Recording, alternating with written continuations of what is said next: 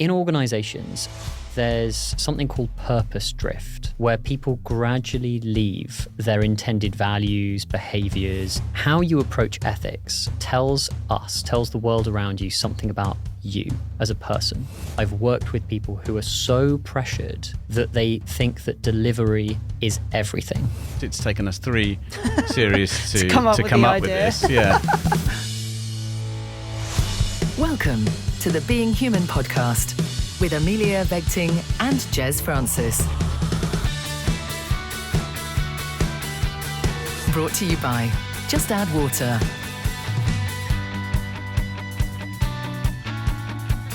Hello, I'm Jez Francis. And I'm Amelia Vegting, and welcome to Series 4 of the Being Human podcast, where with wonderful guests we continue to explore what it means to be human in this world we find ourselves living in. I am really looking forward to this series, Amelia. We've got some incredible guests lined up, people from all walks of life with powerful stories and insights to share on what being human means to them. Yeah, we do. And of course, we are keeping our fabulous segment, Boring Things About Me, but this time adding a little bit of friendly competition into the mix. I think things could get heated. Yeah, let's just say there will be winners and there will be losers. And there definitely will be bragging rights. And for anyone that can remember from previous series just how competitive Amelia is, you know how painful this is going to be for me. I reckon, to kick us off, let's just jump straight into Boring Things About Me. What do you think? Yeah, let's do it. Boring things about me. The part of the podcast where we celebrate the mundane and the dull moments of life that make up, let's be honest, 90% of what it means to be alive. Yes, and this time we are going head to head. That's right, we're turning this segment into a competition, and our producer Chris is going to get involved as the chief judge of who has got the most gloriously boring story this episode. I do believe I'm at a slight disadvantage, just putting that out there, Jez, because I have to say you excel at boring things about me. Well, thank you, I think. But maybe now that because this is a competition, you know, as you mentioned, it will feed into my competitive nature and I'll do everything that I can to become more boring. Well, good luck beating me is all I'm going to say. Feel free to play along wherever you're listening and decide for yourselves who has the most perfectly boring story today. Well, go on, Jez. I think you should kick us off and set the standard for Series 4. Okay, so you, Jeremy, Kate, Dan and I are back yesterday from a job in Spain supporting one of our amazing publishing clients' leadership conference. We were running workshops on resilience, difficult conversations, change and belonging. So big topics. Yeah. But can you guess which part of the trip I found most challenging?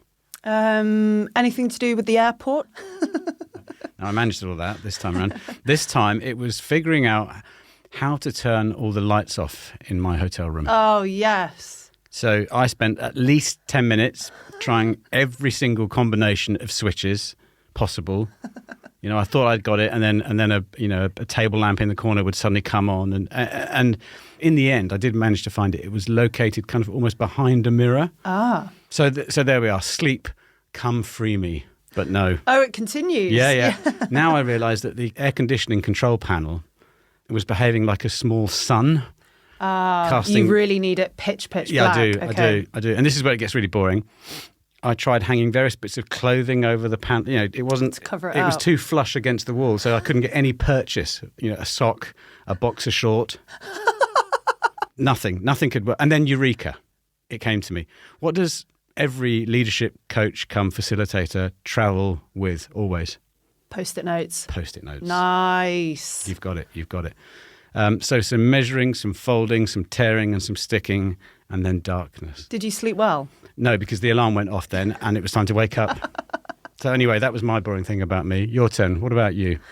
Well, I have recently moved flats, finally moved in with Luke after all these years of long distance. And I feel that every flat or house move calls out for all sorts of boring stories and events that take place. But anyway, my boring thing about me is my slight humble brag here. But I think I absolutely nailed the preparation element of moving. There was no last minute packing and scrambling stuff into whatever, tote bag or Sainsbury's bag for life or whatever that you could find. And this was all down to a discovery that I had made on Amazon, which are the clear space curved double zipper heavy duty bags. Well, that's a mouthful. I know they could do with a bit of a rebrand for an easier name. But as Amazon described it, the perfect alternative to bulky moving boxes. And I am 100% on board with this description. I was able to organise my whole bedroom into 6 of these remarkably large and durable bags. Each bag was organised with similar items, so it would be easy to unpack at the other end. And I think the saddest part of sort of my, I guess, recognition for my excellent packing is that I had a moment of looking into my nearly empty room the night before we were going with my last clear space bag ready to put my bedding in, thinking to myself, Amelia, you've absolutely smashed this packing. So that's my boring thing about me, being extremely proud of my packing capabilities, all thanks to my wonderful assistants, the clear space curved double zipper heavy duty bags. And no, there's no 10% discount with Amelia 10 yet. So that's my boring thing about me. I know, I can recognise that smugness. And I think you'd enjoy these bags as well. So Yeah. if you're moving, I will send you the link. Yeah, the sense of pleasure that comes from sort of looking at your work. Yeah, as well. Yeah. glorious. Put us out of our misery, Chris. Who's starting off this series in the lead? Why do I feel nervous? Oh, it's a tough one, isn't it? They're both quite equally boring. But I think there's an extra point here, though, for Jez trying to hang socks and boxer shorts. Very, very fair. Well done, Jez. Thank you. Thank you. Thank you.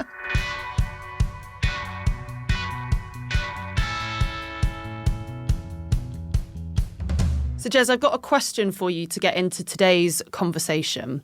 When did you last break the rules? Tell me the story and how you felt about it. This is difficult, isn't it? Because there's rule breaking and rule breaking. So as we were preparing to talk today, rather worryingly, I realised that I break the rules quite a lot when you actually shine a light on what you do day in, day out. And for me, it's when I'm driving. That was what occurred to me almost immediately. So whether it's turning right outside the station down the street near us, which you're not allowed to do, to save me 30 seconds on a car journey, or regularly sort of exceeding the speed limit when I know there's no cameras around, or parking where I'm not supposed to. For convenience. Yeah. And it occurred to me, I do all of these things kind of almost out of habit. I don't consciously make a decision in the moment, okay, I'm going to break the rules here. But I suppose at some level I must have thought this isn't going to make any difference to anyone. And over time, that kind of rule breaking becomes sort of normalised in your head, doesn't it? But when you do think about it, actually consciously reflect. Yeah. You know, of course, it is selfish. There's no two ways about it, and it could have really real consequences. You know, it could be problematic for other people. So it makes you think, doesn't it? It does make you think. What about you? Well, I had a kind of accidental rule breaking story not actually too long ago when we went to Marks and Spencer's for the usual lunchtime food collection. Yep. When I went to pay, I tapped my phone on the card machine and I hadn't realised, but my card actually declined.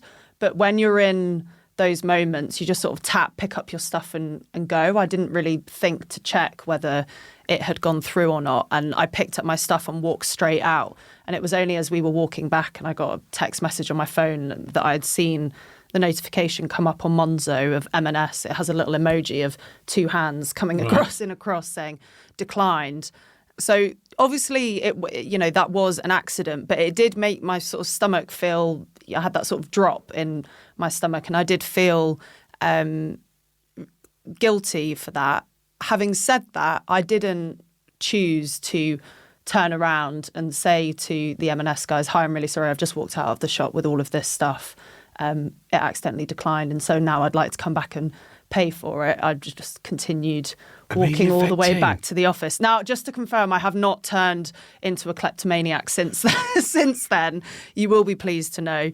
Was it the right decision not to go back? Probably morally, no. But I think in reality, if most people were in that situation, would they have gone back and confessed that they didn't pay the sort of £6 for a sandwich and a Diet Coke? I don't know. I'm not sure. And, does that make us bad human beings? Well, look, that's just the conversation that we're going to get into with our wonderful guest, Ben, today. How do we, as human beings, make good decisions? What gets in the way of doing the right thing? And what happens when ethics and rules are ignored? Yeah, I'm really looking forward to it. Let's get Ben on.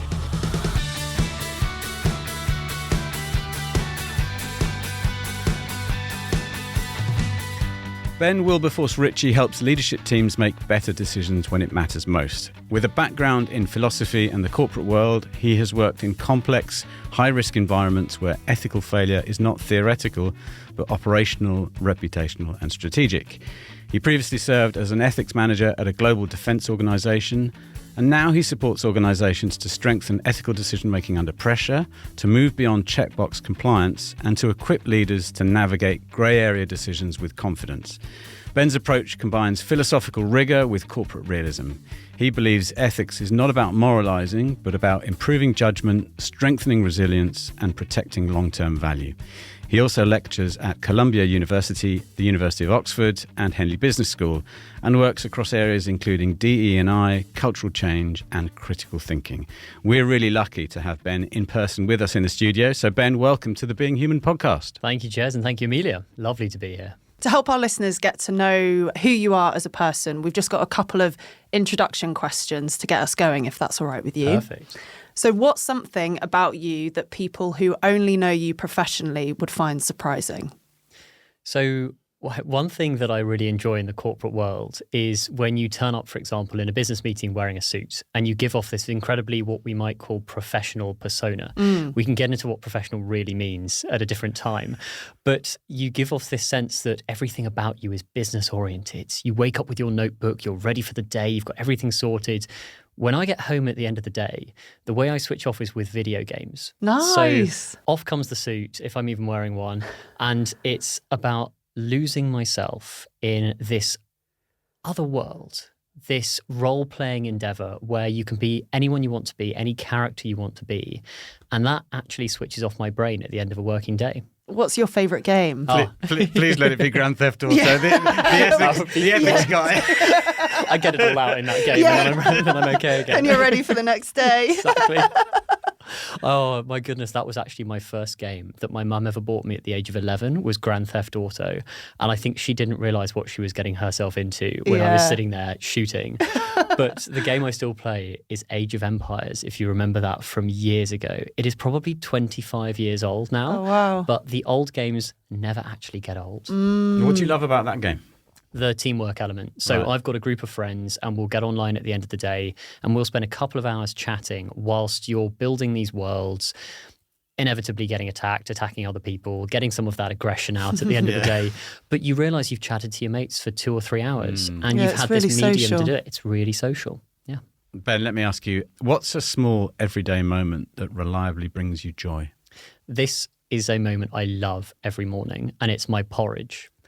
And I know some people feel like porridge is a really bland thing, but I make it with walnuts, almonds, raspberries, blueberries. I get some yogurt in there as well. Maybe if I'm feeling fancy, some almond butter. But that is the staple. And I genuinely wake up raring to go for this porridge. It's what gets me through my workout in the morning. Like Goldilocks. Brilliant. I'm salivating over here. What's a book, film, or piece of music that has quietly shaped who you are? So the TV series Hornblower was something I grew up with. Ian Grufford was the lead on it, and it was one of those brilliant, probably 8 or 9 part BBC series, hour-and-a-half length films each one. Maritime, was it Navy? It's Maritime Navy, Yeah. So C.S. Forrester wrote the series of books, which I didn't read until last year for the first time, but they are swashbuckling, brilliant naval historical fiction. And the reason I love it so much is the hero is so self-effacing, so flawed, and yet so dutiful and honourable. Everything they do is about helping other people and trying to do the best they can. And of course, inevitably, it always works out for the best in the end. But my goodness, does he go through challenge and just bear it with that sense of, I'll be a good person, and that's what matters. Oh, I need to add that to my watch list and watch and read list. So thanks for the recommendation. Ben, if your friends were describing you behind your back, what would you hope they say about you? And what would they probably actually say if there's a difference? I think there's always a slight difference between our perception and other people's. And that's the joy in having connections, is it not? Is understanding the gap between who we think we are and who we are portraying, and either trying to lessen that or understand it more. I would love my friends and anyone I meet to think that I reliably show up for them, so that I'm there when they need it, and that when they call on me, I'm not just going to put the phone down. And whilst I try to do that, I think what they would probably say is that I'm reliably opinionated. I always have something to say, and I tend to dig my heels in on topics, and I'm trying to get better at going, okay, that's a different perspective. Maybe that's also valuable too. I really believe the gap between how we see ourselves and how others see us can be huge at times.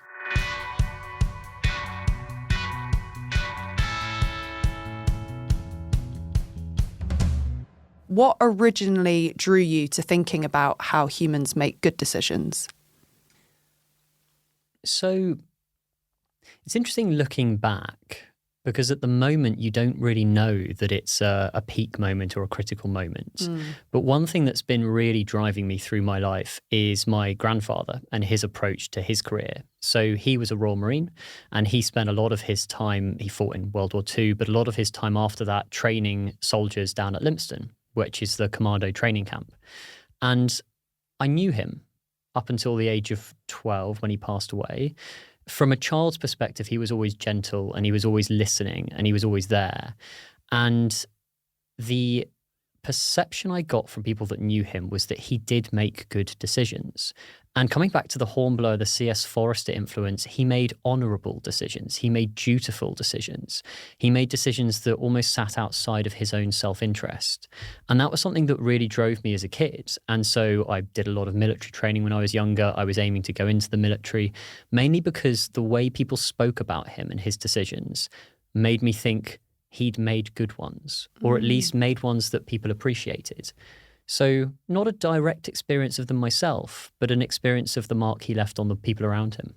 So, Ben, when we hear the word ethics, we often think of rules or philosophy textbooks.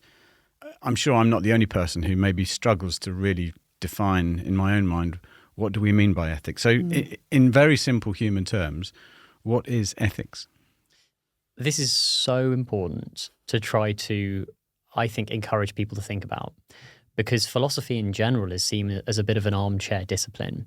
If you've got a nice straggly beard and you sit at home and you think about things, that's where a philosopher is. And philosophy is so practical. Most of the ancient philosophers sat on street corners or stood on street corners and spoke to people as they passed. They debated in the streets. It was very much about the practical application of thought. And that's what I think in terms of ethics too. So ethics in simple terms is thinking critically to determine how to live out the good. So it's thinking and living. And living out the good is generally around three or four different ways. Developing your character. So are you nurturing good character virtues and avoiding character vices? How are you as a good person? Then you've got producing good in the world. That's the externalizing I was talking with my grandfather, was producing things that help your society, your community, and the people around you.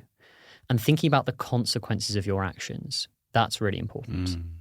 And the final one is good principles and thinking about care. And this does relate to character, because you'd like to think that developing yourself as a good person means that you're going to be caring for other people. But this also takes into account the distinction between laws and ethics, policies and ethics. And this was really important in my job as an ethics manager, is what is legal is not always ethical. The slave trade was once legal. It was never ethical. And I see a really important part of ethics, therefore, thinking critically about living out the good, is being able to challenge our laws, regulations, and policies, because you've developed a good character, you've thought of the consequences, and then you think, the rules aren't quite stacking up here. So just because I can doesn't necessarily mean I should. Exactly. How are most of us making ethical decisions every day without realising it? And are there any examples you could give us? Yes, absolutely. Every single day we're making ethical decisions. And they're not just the big hit right and wrong decisions. They're the little moments of right versus right where you could just be a little better. And I love, especially in London, I'm from London, I've grown up here, I work here. It's a busy city. And there are so many little engagements, micro-ethical engagements at a coffee shop, for example, where you don't say thank you because you rush in, you do your order, you take the coffee and you run. And there are moments in life where you pause, you look that person in the eye, look the barrister in the eye and say thank you and smile, and you get a smile back. And you've made their day simply because you've recognized another human being. And that's all it takes. And I would see that as an ethical decision. You could say it's the right thing because you've got a train to catch, you've got things on your mind, everyone's busy, to take your coffee and just go. What's expected of you there? But I think thinking critically about living out the good, does that mean that you're the best character you could be? Are you as polite, as honourable, as dignified as you could be? Maybe not. What are the consequences of saying thank you in that moment and using an extra second versus rushing out? Actually really positive for that person behind the bar. And that's the method you can start to go through to say, in these tiny decisions, you're nurturing a better ethical environment. I had a lovely barista this morning who actually complimented me on my cardigan, and that put a big smile on my face. And I think it's those little moments where you don't have to. I did say thank you for my coffee, just to be super clear. But did you pay for it? I did pay for it as well. Okay, good. But it's those little moments where you don't have to say that. Sometimes you don't have to say that thing, but it can really put a smile on somebody's face or make them, walk over to Jez with a bit of a pep in my step, meeting you for a coffee in the morning. So I think those things are, all those little micro moments really can add up. They can. I mean, we talked about this in other episodes, haven't we? How the world is, albeit on quite a small level, it is changed by choosing to do that or not. Why should we care about ethics beyond avoiding doing something wrong? This relates exactly to your last point, which is if everyone cares a little bit, the world improves a large amount. And I think it was the founder of Apple who famously said that you should try and put a dent on the world in your life. And I quite like looking at the opposite of that, and instead of trying to dent an entire planet, which sounds quite brutal and is rather large, is try and polish the little part of it that you can influence. Because if 7 billion people polished a little bit of the earth would shine really brightly. But if you put that pressure on yourself to polish the entire earth or dent it, which I hazard against doing, then it's going to be too much and no one can do that. So what it comes down to is the character aspect. How you approach ethics tells the world around you something about you as a person. And I think if you take those little micro moments where you could be the best person possible and you decide not to seize those moments, those sliding door moments to build trust also work in building ethics, then I think you'll feel less like the person you wish you could be, less like the person you are. So if anything, it helps your flourishing. It's fundamental to our peace of mind and our ability to feel like we're contributing not just to our own families and friends, but to the world as a community. At the moment, you turn on the news, the world feels like an intolerant place. And it feels as though more conscious thinking along the lines you're describing would be really, really good for individuals. Although it may feel very pressing and needed now, I suspect it's always been needed and always will be. Completely. And that's okay. Ethics doesn't solve everything. In fact, maybe it rarely solves anything. But in enabling us to think through problems better, it gives us a chance to find better routes through the challenges in front of us. I love philosophy for that exact reason, Jez, that it's been around for thousands of years. You can read something that someone wrote in, let's say, 435 BC in ancient Athens, and read it as though it was written today about our current existence. They didn't have the technology that we have today. That didn't exist. But they had thoughts that are so good, they still exist today. Yeah. That is mind-blowing to me. Yeah, and the challenges and opportunities that present themselves when human beings come together and interact. Nothing's changed there. Nothing's changed. Intergenerational conflicts still occur. Inter-city-state conflicts still occur. The idea of technology moving too fast and traditions being lost, all of these are concepts that existed thousands of years ago. The gap between the haves, the have-nots. Completely, yeah. Yeah.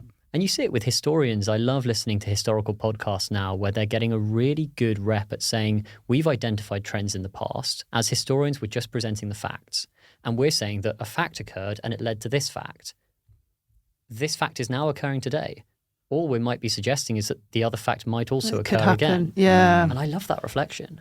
It's so interesting to look at those, even though the context in which we're all operating in is different now, those thoughts and concepts and ideas still stand because, you know, human beings at the end of the day have so much in common, regardless of whether you're in a tech world or you're in Rome. It's very true. The sort of the circular nature of human interactions, you know, nothing actually is that novel. How we make each other feel through our actions, our thinking, our behaviour and so on. We're more predictable than I think we like to think we are. Yeah, and I'm extremely predictable, as you know. Fish and chips at the pub.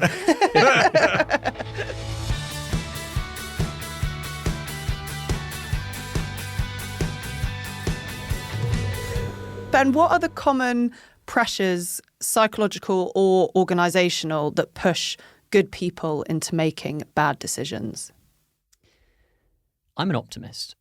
And through my work in large complex organisations, I've seen some bad things happen. But it's very rare that bad people are deliberately making those bad things happen. Now, I do think there are some people in the world that have just got some challenge that they're having to deal with, and they're making deliberately bad decisions to try to get some response, either from society or humanity. But even then, they weren't born a bad person. In organizations, there's something called purpose drift, where people gradually leave their intended values, behaviors, even missions of organizations, because small things encourage them to do so. They'll make one decision and get away with it. They'll treat someone in some way and get away with it. And because that then is accepted, it manifests, and slowly you move away from what you were intended to do. So, give you an example. If you were a charity and your job was to support your local community, and you decided that, just for this month, we're going to accept a donation from an organisation that doesn't quite align to our local community, but we need the 100 grand. And then next month you go, you know what, we really need another 100 grand. Maybe we'll accept another organisation. And then suddenly, after 12 months, you've got 12 organisations operating on your patch that don't really align to your original mission. And what have you done? You've put profit above purpose. It didn't seem wrong at the start because, again, you're a charity, you need the cash.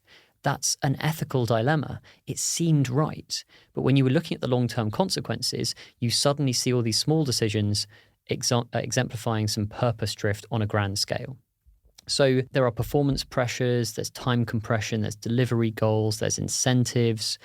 All of these, I think, are not because bad people are deliberately doing something wrong or they've got a rule book for being unethical, but because we're not thinking critically about the consequences, the character, the rules and regulations around what we're doing. I think I'm optimistic, same way that you are, and that I don't believe that people go to work to do a bad job. And it's interesting to look at the circumstances that people find themselves in when they're in those dilemmas and then end up twisting more towards the unethical thing to do at that time rather than what is 100% right. And you can see when people are, if they're getting pressures from shareholders about profits or, they've got a million things to do and there feels like there's no time to really sit back and reflect and critically evaluate. Because that is, having the time to sit and reflect and think about what you're doing is one of the best things you can have. And there's, you hear it so much that people are so time bound on their weeks and their days and their hours to actually really sit back and think, is this right for me, my team, the organisation? Yeah, so it's important to do, but I can understand where perhaps it gets cut short. Because if you think about how, our economies are based on value created in cash, in profit. We try hard to measure it in other ways as well, but against that backdrop, you can see how conversations become about performance, profit, bottom line, costs and so on and so forth. You have to fight quite hard to remember that value is created in other ways as well that are just as important, if not more so, one might argue. And some companies do that. Some do. I think. Some do. Yeah, you're it's right, not you're right. everyone. But I think the challenge is there's, I suspect, there's a systemic bias towards thinking about how we measure progress in a particular way. Yeah. Which means that you have to fight really hard to bring the other ways of thinking about value and contribution to the world and society and people and groups and what have you into the decision-making process. And in the moment, I'd hazard a guess that is, it takes a broad set of shoulders to think in that way.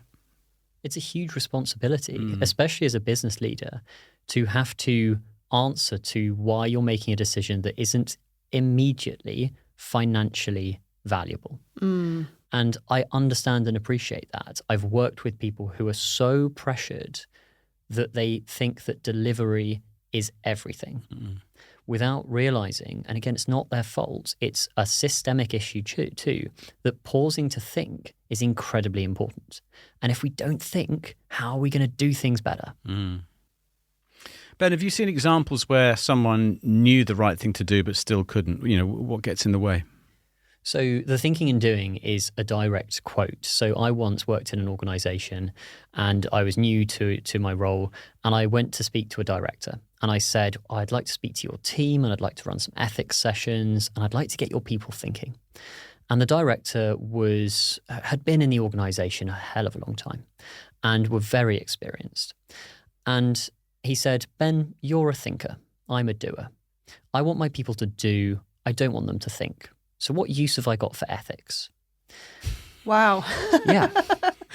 Direct quote. And I'm sitting there thinking, how do I deal with this situation? I've got a very senior, very experienced individual who knows how to get the job done and has got it done for the last 40 years. However, not in the way that I think we should be doing it moving forward. And yet I can't just go bowling in and saying they're wrong, because there's no collaboration, there's no stakeholder management and relationship. So I had to suddenly sit there and go, what's he really concerned about? Does he honestly think that his people don't think when they do their job? Absolutely not. What he was concerned about is that the time pressure on him and his teams are so great. If we add another thing to the mix, where I take them out of their work for even 15 minutes to talk about something, that's 15 minutes worth of lost time. And he in his mind was calculating, I've got 2,000 people. I charge X amount per hour. So 15 minutes per 2,000 people is X amount I'm going to lose. He's thinking purely financially. And so my approach was very much over the next couple of months to gently encourage him to see that by thinking more and allowing people to speak up when they saw a challenge, you might actually mitigate a risk that would cost far more to the business. And that time spent thinking is time gained when you're doing. But it was a really, really hard thing to sit against because it was someone directly saying your approach to thinking is not valuable here. Did you manage to get this individual to, over time, accept that there was another way of looking at this?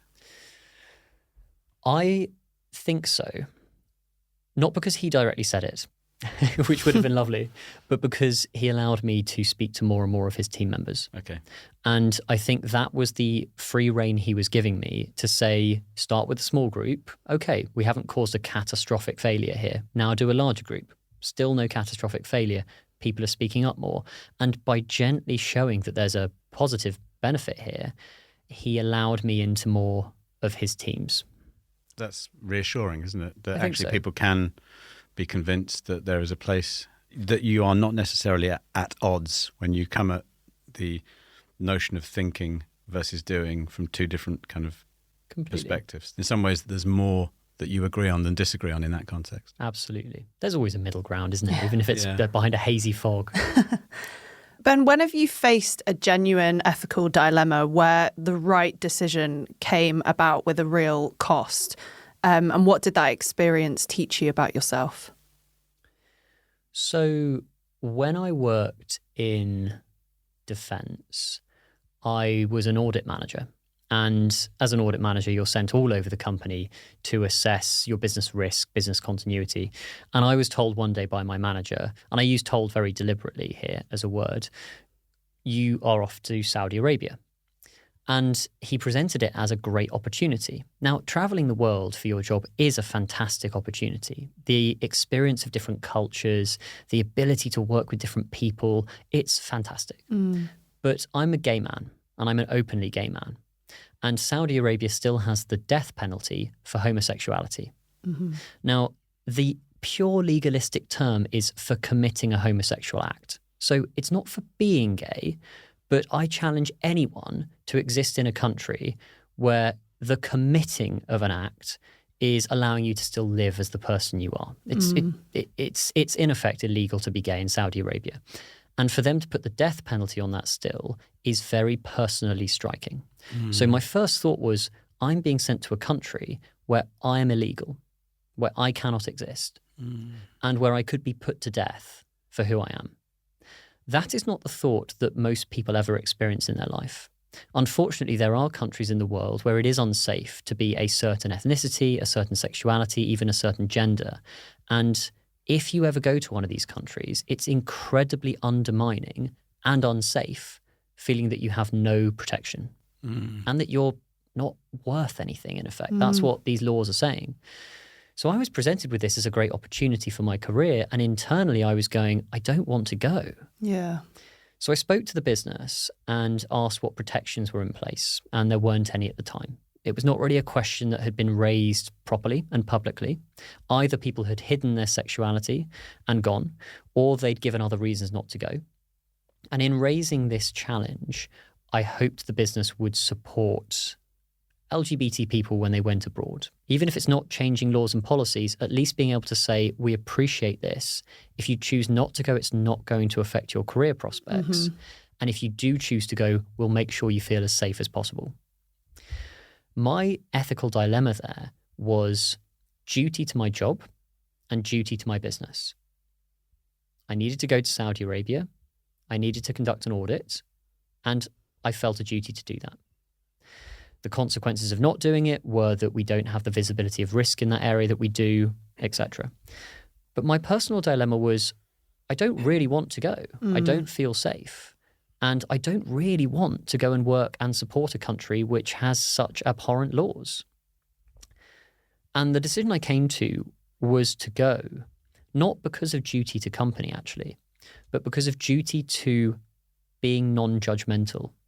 I realized that what I was doing was taking this law and regulation and overlaying an expectation that the entire country would therefore be homophobic.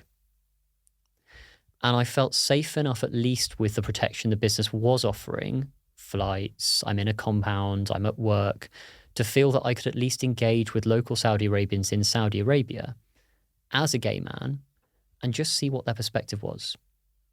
And I'm glad I did it. I've gone back a couple of times since for work. It's not a country I would ever visit personally, and I still think they've got a huge amount to do in improving human rights there, and I think they could do it quicker than they are. But my experience of the people on the ground there were really encouraging, really lovely people, and that's the dichotomy I sometimes struggle with. Like I said earlier, if the laws in a country aren't ethical and everyone knows that and they're acting ethically, change the law.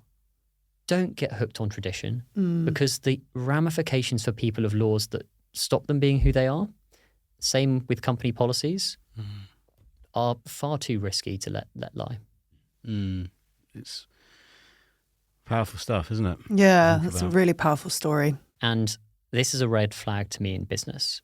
If you challenge something and someone says, oh, that's how we've always done it, or everyone does that, instant red flag. Dive deeper into exactly what's happening there, because accepted practice or societal pressure from other people can be really powerful. In London, if you walk past someone who needs help and no one is helping, most people will not help. As soon as one person helps, everyone helps. And it's almost this groupthink mentality of, I don't feel like it's my place. And it's people are walking past not because they don't care, but because they think, is it my responsibility to raise this? Should I be the one that challenges? Maybe it's not okay for me to raise this. Maybe they are okay. And in business, I've seen that so often where people go, oh, but I'm not the ethics manager. It's the ethics manager's job to challenge this. And what's so important in business and in life is to remind everyone that ethics is everyone's responsibility. We are all accountable for how we act and how we challenge people around us to act better too. Remember that character element we spoke about earlier. It shows who you are to the world, the way you act, but the pressures are there. Ben, what tends to happen personally or organisationally when ethics are ignored or sidelined? So you get a gradual character slide, you get habitual vices, you get the repetition of unethical behaviour, and it becomes accepted practice in effect. OceanGate is a great example of an organisation where this is the Titan submersible disaster. So OceanGate was the parent company and Titan was the name of the submersible. Now, if you look at the Naval Safety Standards Board's report, which is a fascinating, actually, report to read, it comes along with a few examples of how the company culture was incredibly unethical. So the CEO would hire people that agreed with him and fire people who disagreed with him. When challenges were raised, they were either suppressed or ignored, or those individuals were gently fed out of the system. And these are highlighting examples of how if you think you've got a practice that works and you're going to ignore all of the facts and all of the feedback that's telling you otherwise, you're going to lead to an ethical disaster. And when you come back to, am I being the best character I can be? Am I being the best person? And if that CEO had paused and gone, am I listening to people? Not really. Okay, maybe could do better character-wise there. Am I showing humility for my ideas? Not really. Maybe I could do better. Am I thinking about the consequences? Yes, we've got shareholder value to return and we've got to get this Titan submersible down. But what if all 5 people die? These consequences are really important. So, which ultimately happened, right? And that's what happened. Yeah. And people died. So what does it look like when ethics is working really well in an organisation? Like, how would you notice that from the outside? It's hard to identify one thing. But a clear speak-up culture is crucial. Are there organisations out there that have a really good speak-up culture? I believe there are, yes. A good speak-up culture is a challenge of many organisations.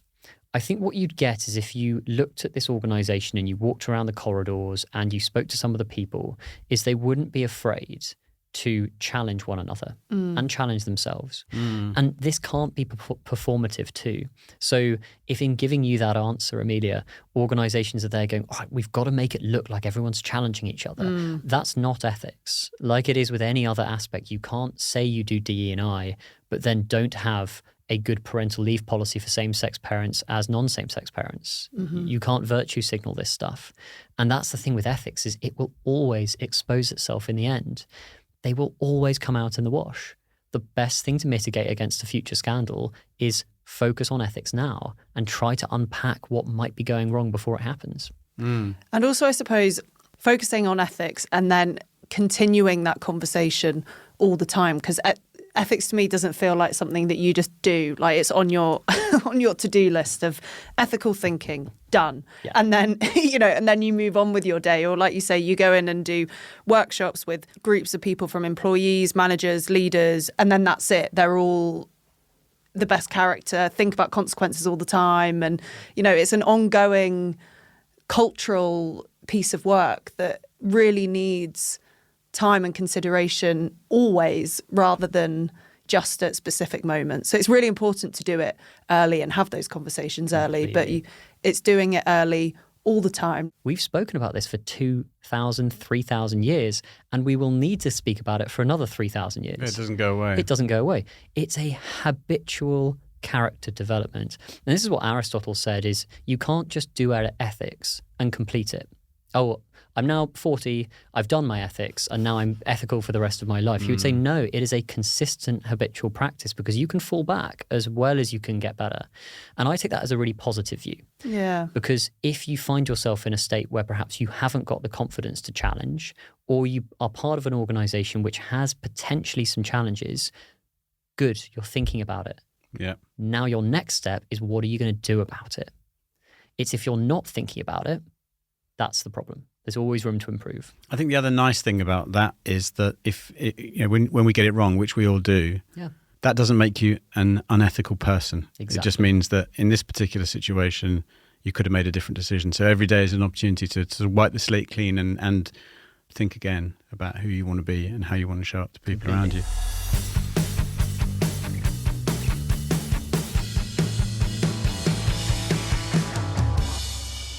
What are some of the biggest myths people have about ethics, particularly in the world of business and leadership? I think that, what have I heard recently? The idea that you can't be a billionaire and also be a nice person. And this concept that a focus on purely financial gain at the expense of others is impossible. I think that from an ethical perspective, one thing that I find a real struggle is that businesses can't both be ethical and financially successful. This is a myth. Patagonia is a wonderful example of a company. And if you haven't looked up Patagonia, they're fantastic. They famously hired a chief philosophy officer years ago. And I love that idea. Let's get philosophers at the board. That would be wonderful. But a couple of years ago in 2022, Yvonne Chouinard, who was the legal owner of Patagonia, transferred 100% of the company's ownership to two organizations. One was the Holdfast Collective, and the other is the Patagonia Purpose Trust, a holding company and a charity. Both of them fight climate change. So now all the profits that are not reinvested in the business, as in to pay for the products and to pay the people, all of the profits are now distributed to fight the environmental crisis. And has Patagonia gone under? Absolutely not. In fact, it's more valuable now than ever because it's seen as such a reputable ethical brand. Yeah. Now, they've had this reputation since they started. Yeah. Yvonne Chouinard has been very clear over his responsible business model. And this, I think, is the myth that I'd love to... If you gave me a magic wand and said, myth, or bust one myth, this would be the thing, is that business leaders and people around the world no longer think that being good and ethical is diametrically opposed to being successful. Because it is not. It's simply a mindset shift. There's industries for whom that's a bigger challenge, though, right? I think, if you work in defence or in oil and gas, it requires a more involved exploration of why do we do what we do? What is the positive impact on the world? And what are we working towards? What's the kind of world we're working towards as well? Yes, but this is a question we should all ask. Yeah. And just because you're a defence company, I worked in ethics in defence. Some people took issue with that. How can you be in ethics and be in defence? Defence is fundamentally unethical to those people. And I always say where there is the most ethical challenge is where ethics is most necessary. Yeah. And if we don't have ethics managers in defence, in oil and gas, in AI, Anthropic has just made Amanda Askell, who is a philosopher, in charge of infusing Claude, which is their AI model, with a sense of morality. So they now have a full-time philosopher focusing purely on helping Claude become moral. How wonderful is that? Yeah. Now, that's a sense of duty and responsibility for the product you have in an environment which you might say has the potential to be very unethical. But the other myth I'd love to bust is the concept that ethics is only the ethics manager's role. And I once gave a talk to a group of fabricators, so small shipbuilders, who said initially, Ben, we don't know who you are, we don't know what ethics does, and we don't know why you're here. And so it was very... That's a great start. That's the opening for the workshop, right? Fantastic, yeah. Good. I'm glad we're all aligned on our purpose here. So I threw everything I'd prepared out the window and I just sat down and I just chatted to them. And I went around the room and got to know them a bit. And I asked about their names and their families and what they like doing. And slowly they started talking to me about some of their challenges. And slowly they started to ask about ethics. So what does that mean, Ben? What does ethics manager actually do? And I spoke to them a bit about what ethics does, but I'd made that decision to go, this is not going to be an ethics workshop. This is just going to be a get to know us conversation. One of the fabricators came up to me afterwards, and he's sort of like 6'3", built brilliantly, and really, really cares about his job. He's a really proud fabricator. And he said, Ben, that was really interesting. And do you know that since you've spoken to us, all the lads have been laughing and joking about ethics. And because they've been joking about you, they've been saying, what would Ben do in this situation? Ha, ha, ha. They've actually been changing their attitude and going, actually, maybe he would say this or do this. So they turned my talk into a bit of a joke. And by turning it into a joke, they were talking about ethics on the daily basis and we're starting to appreciate it. Isn't that Ethics. fabulous? Brilliant. It's What a great great, story. isn't The it? power of humour as well, actually, Yeah. to allow people to explore topics that initially might make them feel a bit uncomfortable or Yeah. that they see as alien to their world. Yeah. But it actually allows you to build bridges, as we know. Yeah, Completely. wonderful. And it's not serious, right? Go back to the armchair philosophy. Ethics comes down like this gavel. Oh, ethics is here. Something must have gone wrong. No, we're just here to explore how we might live a good life. So if every listener took away just one practical insight about ethics that could change the way that they make decisions today, what would you hope it is? The idea of nurturing good character as a habit. I'd love you to ask yourself when you're making this decision, am I proud of the person this decision is showing me to be? Am I proud of the person this decision is showing me to be? Because if I go right back to the start when you asked me about where ethics all started, and I spoke about my grandfather, if I was to ask myself, would he be proud of the decision that I'm making, of the person I'm becoming, I think that's a really nice compass. Choose someone you respect and care about. Think about it from their perspective, and it helps just externalize your actions a little bit more. And remember that we're part of an interconnected community here, all over the world, people all over, businesses, communities, cities, countries. We're all people, fallible people trying to do our best.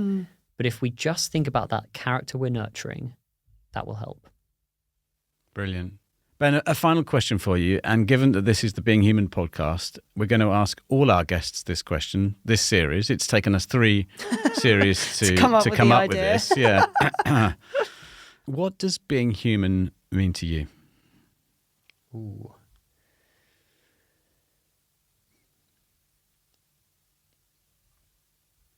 I think what I'm doing right now, which is thinking, but thinking in a way that is exciting. So I like to, once I've had my porridge, of course, which you now know is my favourite thing in the morning, I like to almost feel like I'm skipping out of the house and going, right, what am I going to do today? How am I going to approach the day? How am I going to think through the day? And I think that's really important. We have a world to live in that is exciting and joyous and chaotic and hurtful. And yet all of these things can manifest in us in a thoughtful way to say, how am I going to approach it today? Who am I going to be? So I think that for me, being human is approaching the world with some thought and a little bit of enthusiasm and curiosity. Brilliant. Ben, thank you so much for joining us on the Being Human podcast. This has been an extremely thought-provoking conversation, so really appreciate you coming in. Such a pleasure. Thank you.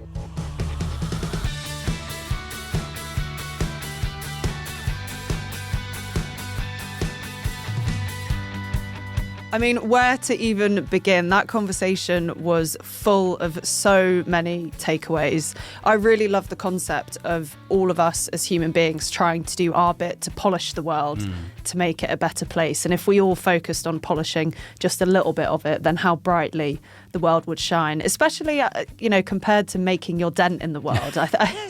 It was a really great observation by Ben, I think. It is all in the small everyday interactions where we can step up and be more ethical individuals, concentrating on that habitual character development. I thoroughly enjoyed that conversation with Ben. What did you take away, Jez? Similar. For me, the invitation to pause and explore who I am really struck a chord. Am I being someone of good character? Am I making a positive difference in the lives of others?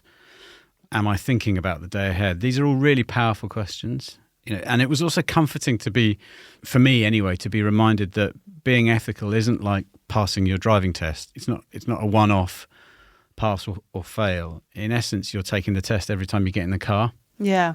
Every day then is a chance to be different. What a wonderful conversation to kick off this series. So we're at the end of episode 1, series 4. It feels absolutely amazing to be back in the studio after a little break at the start of the year. Doesn't it just? Thank you all for listening to the Being Human podcast.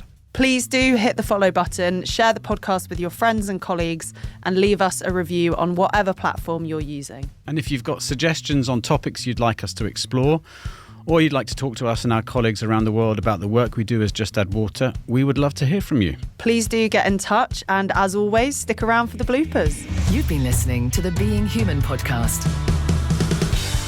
Brought to you by Just add water.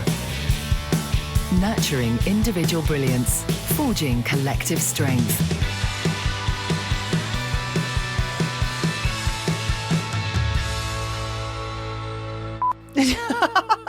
Oh, I wish I didn't know that. Okay, let's. Years later, this is going to come back to haunt us, isn't it? Is that you or me? That was me.